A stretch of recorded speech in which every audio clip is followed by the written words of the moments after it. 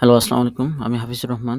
তো আজকে আমরা দেখব কিভাবে একটা ওয়ার্ডপ্রেস সাইট ইনস্টল করতে পারি মানে ওয়ান ক্লিকে।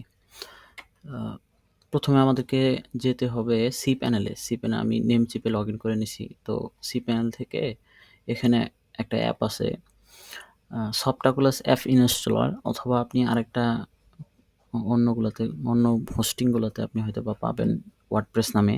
তো যেকোনো একটাতে গেলেই হবে। তো আমি সফটাকুলাস অ্যাপে ঢুকলাম।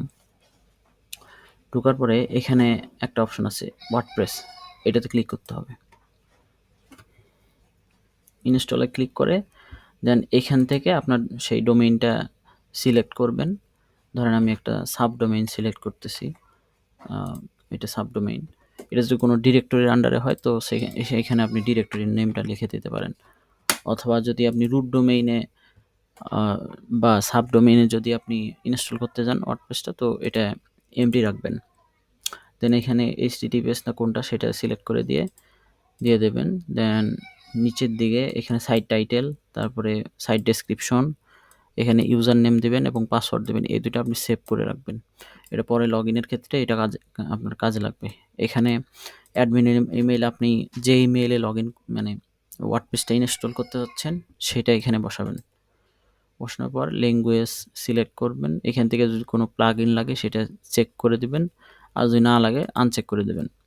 তো এখানে অ্যাডভান্স অপশন আছে। অ্যাডভান্স অপশনে আপনি এই যে ডেটাবেসটা আপনি এখান থেকে কাস্টমলি দিতে পারবেন। ধরেন আপনি যদি কোনো ডেটাবেস একটা প্রজেক্টের নামে হুবহু প্রজেক্টের নামে দেওয়া যাবে না। হয়তোবা সিকিউরিটি ইস্যু হইতে পারে। এখানে আপনার ইচ্ছামতো যেটা খেয়াল থাকবে বা আপনি স্টোর করে রাখতে পারেন যে এই ওয়েবসাইটের ডেটাবেস এই নামে আছে।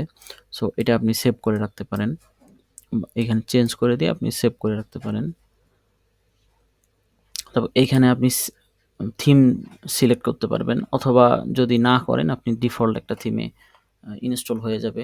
আর যদি এখান থেকে আপনি আগে থেকেই থিম সিলেক্ট করে দিতে চান তো এখান থেকে আপনাকে এখান থেকে এই যে শো অল থিমসে ক্লিক করবেন।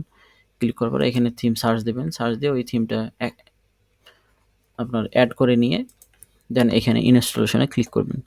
এখানে ইনস্টলেশনে ক্লিক করলে আপনার ডিরেক্ট ওয়ার্ডপ্রেসটা এখান থেকে ইনস্টল হয়ে যাবে। সো ওইখান থেকে আপনি দেন ইউজার নেম পাসওয়ার্ড দিয়ে লগইন করতে পারবেন ড্যাশবোর্ডে।